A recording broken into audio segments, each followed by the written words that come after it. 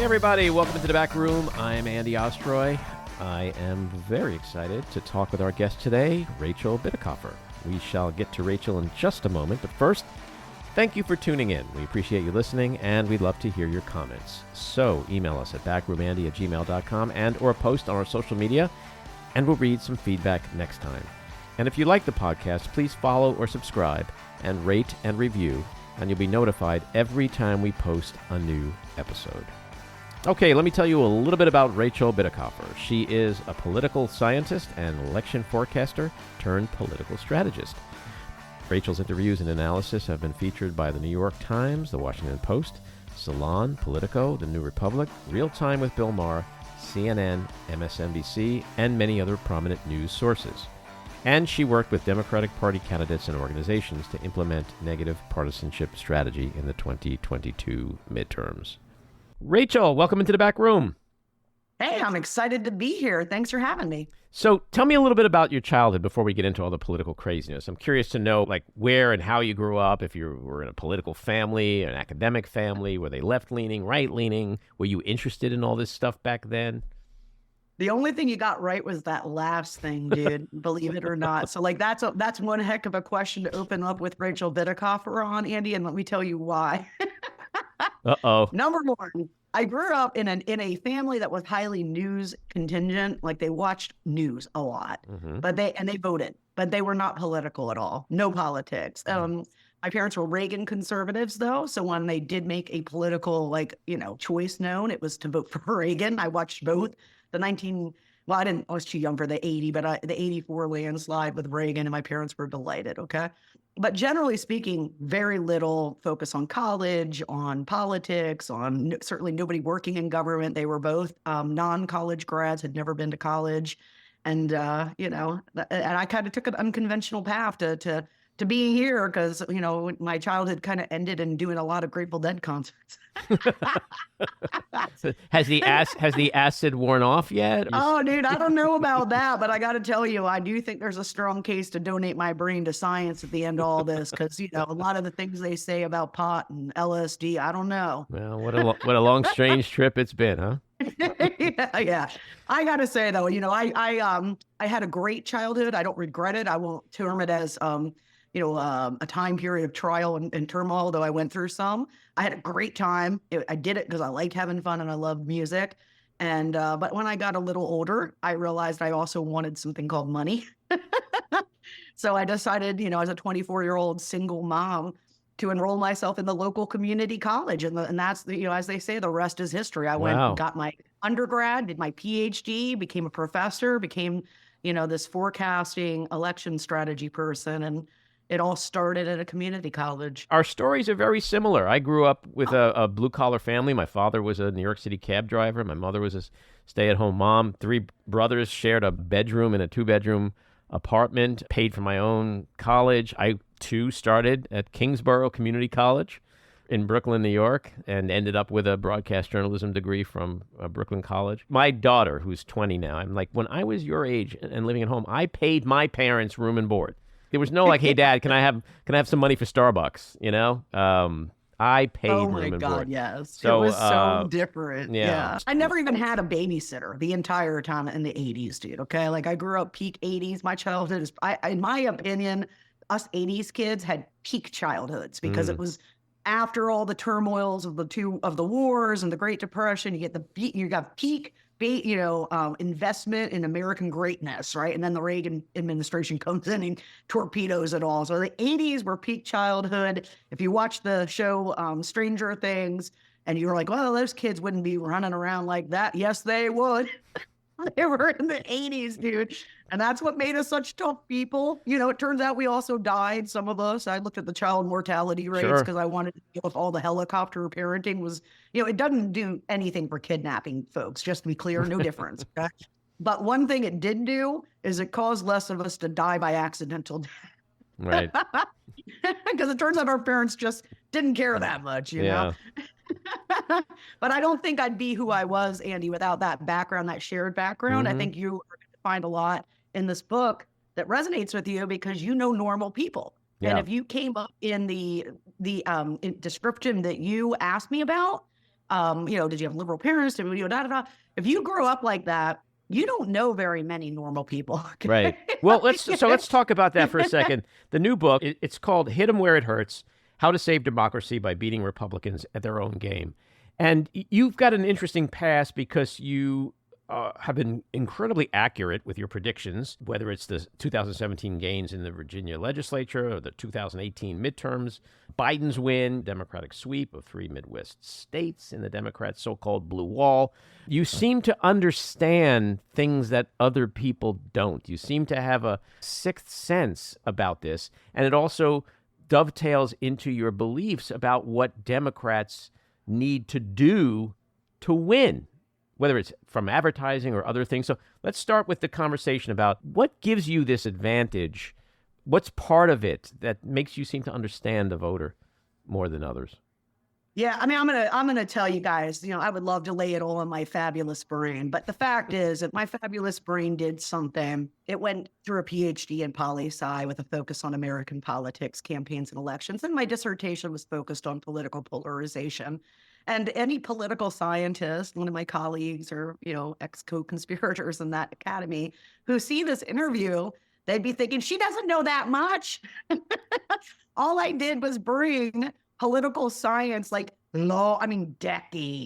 decades long fundamentals of political science into analyzing and predicting elections. And one of the most important parts of this book, in my opinion, is the front half, because to understand why we need to make significant and very sharp strategic shifts, you have to understand why, right? And so what I do in that first half of the book is I train you, I bring my training to you, the reader, so that you can understand that in poli-sci world, like the reason I went and did the forecast in 18 was I was just getting so driven, so crazy by Wasserman and Silver and Cohen, because they didn't have this training, right? And so they had elements of it that they would pull because Nate Silver's dad was a political scientist, but not the whole story. And if you're talking about American elections and you're not centering that conversation around partisanship, especially because partisanship conditions the vote choice for 90% of your potential electorate, including most of the people who call themselves independents, then you're really doing it wrong, right? So what makes me look like a genius really is bringing in longstanding political science knowledge, the power of partisanship, that American elections are party ID, right? And if you're running an electoral system where one side is tapping into that, the Republicans, and the other side of us is trying to pretend it doesn't exist, we have a significant, right out the gate, before we spend any money, before we do any of the executing, we have a strategic problem, right? And, getting people to understand that voters don't know a thing. When you and I know normal people, I assume then that you go places and you can't talk about politics because nobody there follows it. It's not that it's not just that they don't care. It's that they couldn't have the conversation with you. They don't know about Mike Johnson coming in and the 15 votes and right? So when I go out with my normal friends, dude, I feel weird the whole time because I have to keep my conversation on culture, pop culture, The Bachelorette, football, things like that, right? And it surprises me a little bit how intense the training pipeline of our political elites, especially media and political elites, is very big city East Coast, okay? And maybe if you're not from the East Coast, you're from San Fran or LA, which is also not helpful. And you are used to everybody around you being smart, motivated people who read the news and have interest in politics. And that causes you to transpose that on average people, okay? And then you're making strategies based on some assumptions that are highly flawed. Number one, I don't need to tell people the most important things because they already know them. Wrong. Actually, dude, our strategic objective this cycle is to make sure that in swing districts, in swing House, Senate, state ledge, the presidential map, all across, is that voters hear one simple thing that they don't currently know, and that is the Republican Party is an extremist threat. They have taken control of your body, and they plan to bring it nationwide. If we can achieve 70% knowledge on that, we would win. Because right now, you can go out and talk on the stump, And voters may know that abortion has been overturned, okay, but they may not be able, they may tell you it was Joe Biden's fault. Why? Some of them do. I mean, it's crazy. Yes, yeah. Exactly. So that's what this mission has been so important for, is getting the people who are working in campaigns, especially, but also people who are citizen activists, to understand this basic reality of the electorate. We have a very rough clay. Our strategic goal is not to convince them our stuff is better. Our strategic goal is to bring them up to speed, that they're living on the cliff of the edge of democracy and make sure that they understand when they're voting that it's not on gas prices and inflation or whatever the heck else, the media is talking about. It's about whether or not you'll ever vote again. Right? Yeah, so. you are so preaching to the choir with me, because I totally agree. You're hitting on something which is so fascinating to me, and I've said this a lot, that people like us live in a bubble. So, for example, people like you and I say, how and why do people not understand that we are on the verge of autocracy? Well, what you're basically saying is most people don't know what autocracy is and couldn't give a flying fuck about it because their eggs are too much money. Like, you and I live and breathe and eat this stuff day and night. But if you go out into the street, there's the bus driver who's just trying to feed his family. Does he even understand the existential threat from Trump to democracy? And so you're 100% right that it's like the language. We're talking different languages. And so you're talking about messaging. But here's the thing, Andy, you should know, okay? Like, we just had a great data set come out, survey data, very high quality from Jeff Guerin. And what they did was they went into 3 battleground states, and they polled people who are gettable for Biden. So not the MAGA people. Mm-hmm. It's not like a general population survey. What they wanted to understand is, okay, of the electorate that could potentially vote for Biden, how many of them have even heard that Donald Trump is saying crazy stuff like taking over the media, ending the Department of Education and taking over the schools, taking Harvard's endowment and building an America Academy, which is like a MAGA indoctrination camp, right? Do people know that they're doing this? Guess what? 31% had ever heard of it. Okay. So it's not that like the bus driver has heard the message. Right. Trump got dictator plans, but he prefers to focus on the micro policy, the immediate. It's that he's never even heard any of that. Right.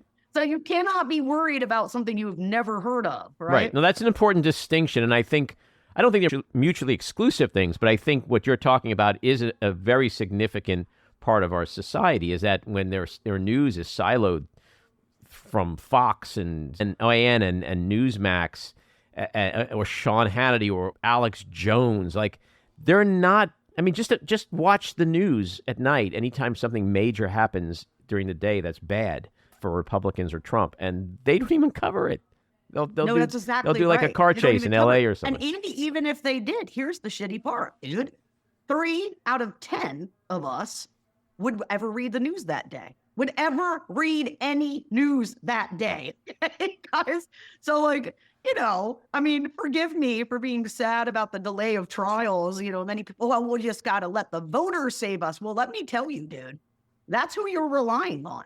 You're relying on people who read zero news. And when you think about that 36% of people that read the news, then you got to split halfsies with the people that you're talking about, the echo people, the people who are in the silo of right-wing media. So when you're talking about you take that half out, we're talking about roughly 15% of people are us.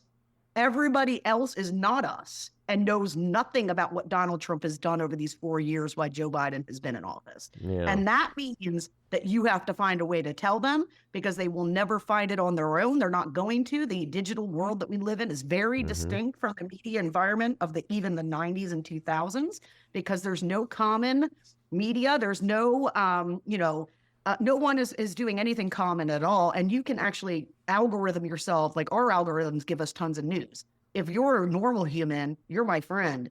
All your algorithm is giving you is cooking shows, dog stuff, cat stuff, The Bachelorette, sports stuff if you're a dude, right? Like, whatever, right? It's not giving you any of that. So like, for me, like, what I'm focused on now with the book and the strategy and the work I'm doing in 24, getting campaigns to accept that and understanding they must spend the money to tell people it's the only way they'll ever know. You're an advocate for negative advertising in the sense of what you spoke about earlier in making sure that people understand the things about Trump and Republicans that they either don't understand and or are not getting from the news like you speak of.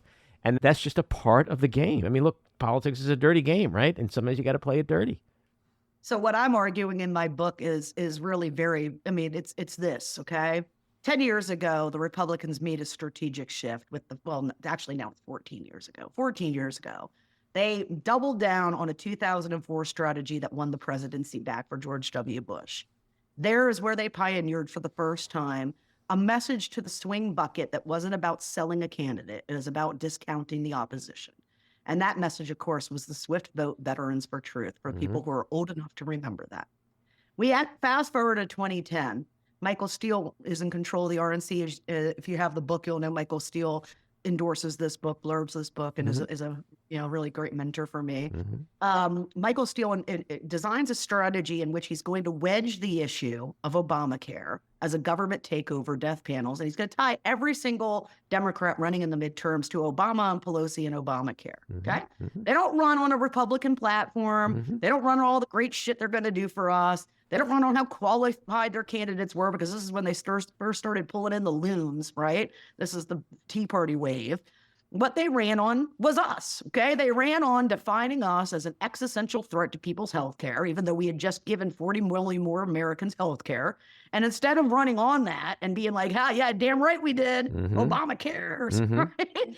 Every candidate ran away from it, made it, the strategy that Tim Ryan ran 14 years later or 12 years later in Ohio in 2022, and they all lost, right? So what I'm here to tell people is this. You're in a war. You don't get to decide whether you're in the war, because we're in it. They declared war against us, and now they're coming for all the marginal people that we care about. The Progressive Coalition claims to care about anyway. People of color, trans people, Muslims, things like that. Well, they're coming for them. And how do I know? Well, it's on Trump's website. It's right there. It's on Donald Trump, Agenda 47. You can go read this stuff. And I'm telling you, it lays out like pretty much a fascist light, like the beginning of a fascist manifesto for American government.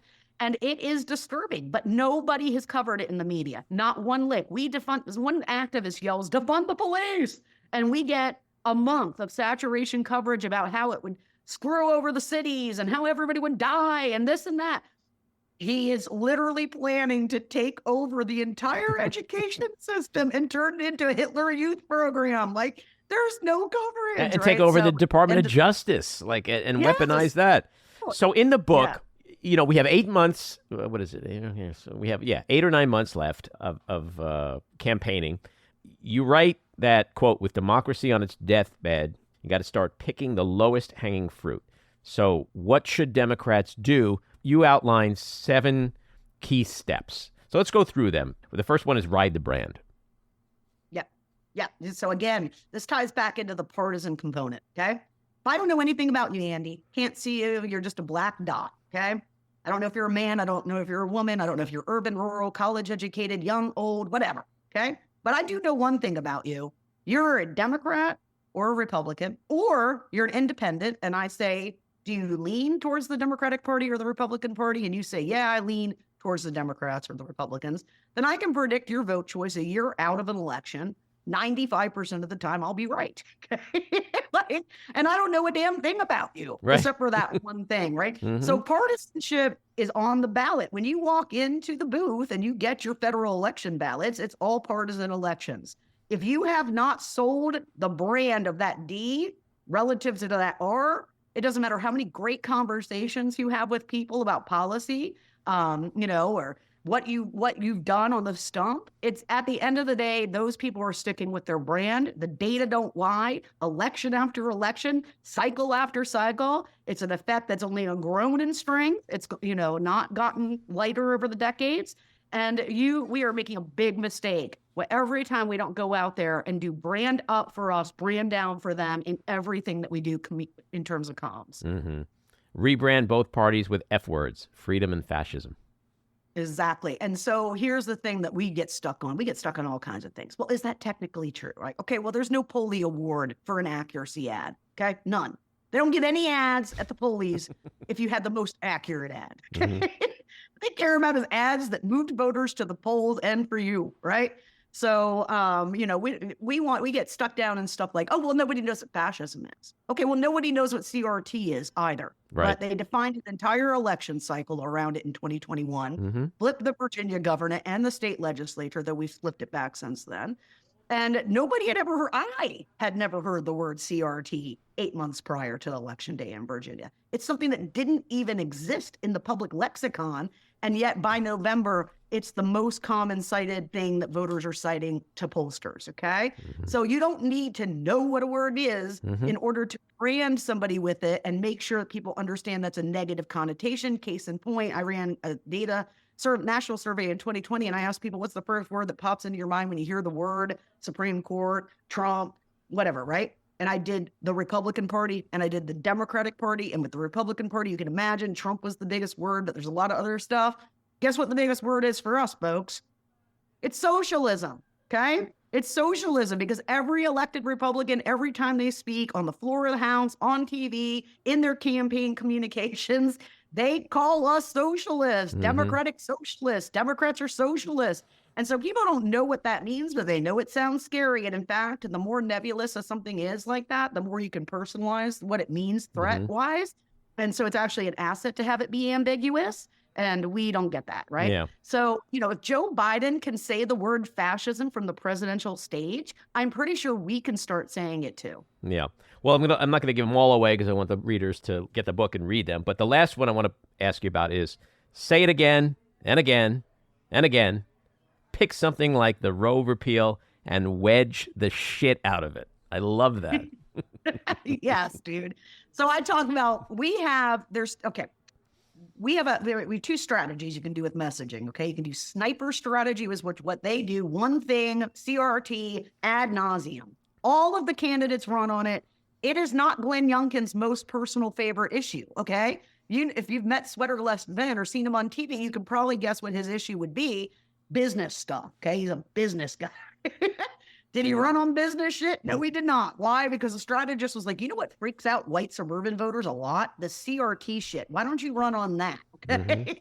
And so they all did. They all made it the center of their campaigns, because guess what they understand? It doesn't matter how they win the power. They can use the power on many, many different policy areas. They can win the power on the most salient thing to argue to the electorate, right? And so, we cannot have repetition unless we do sniper strategy.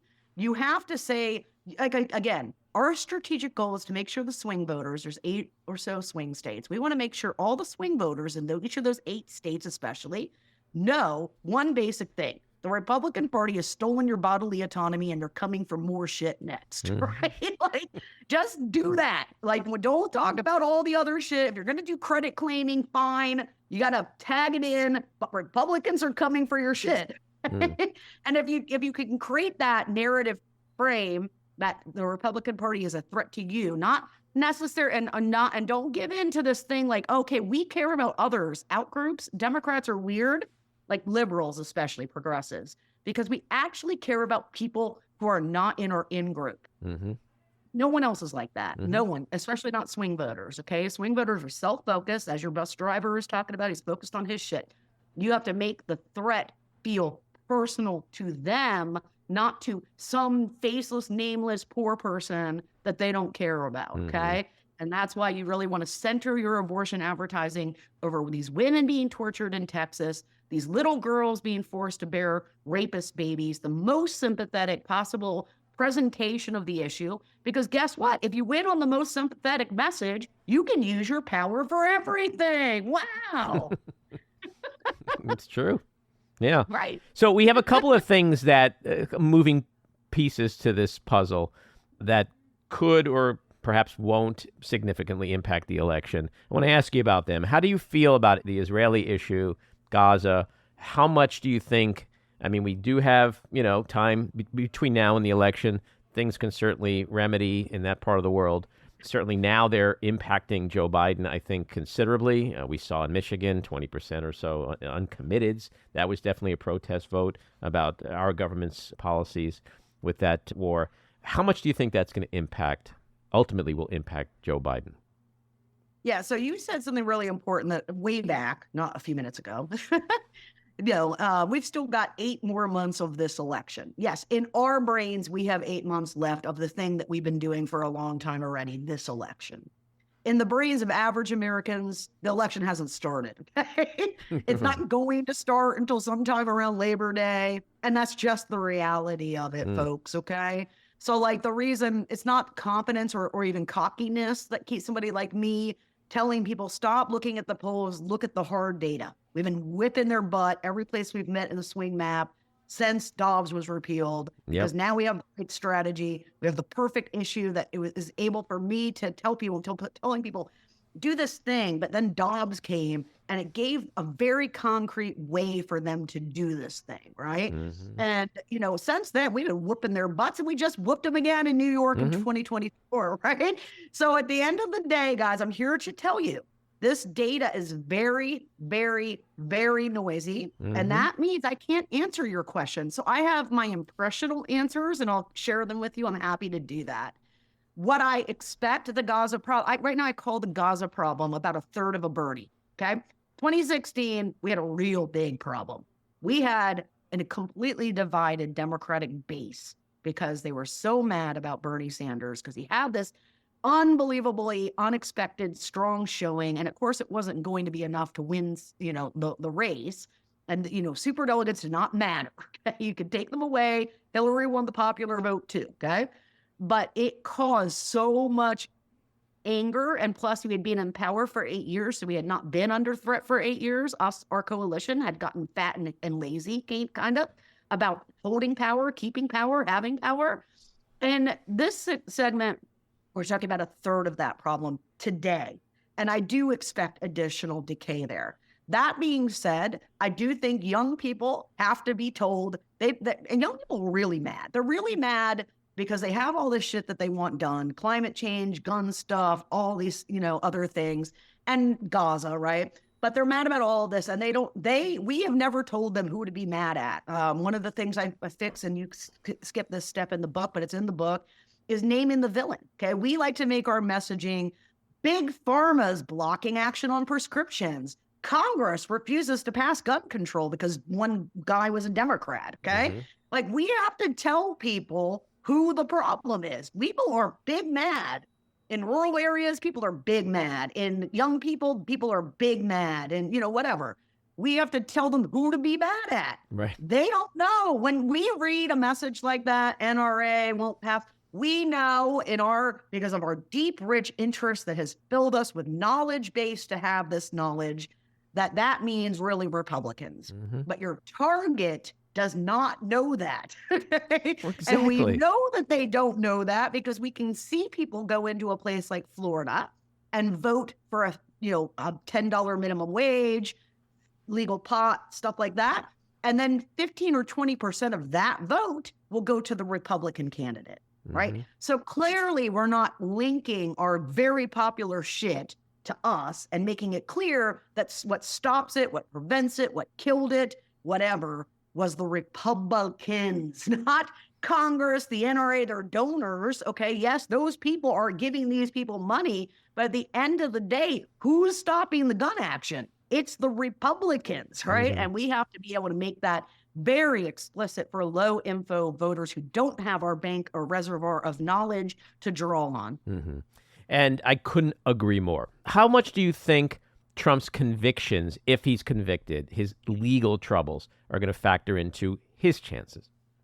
I think that the conviction was huge. I mean, we can see it in the data. People just refuse to believe anything until after the conviction, and they say it in the data. And then, here's the thing: like, Donald Trump is not running for 4 more years. It won't be 4 years of pain for the Muslim community. It will be it's on his website. So if you don't believe me, Google up DonaldTrump.com, Agenda 47, and go read this stuff. Okay.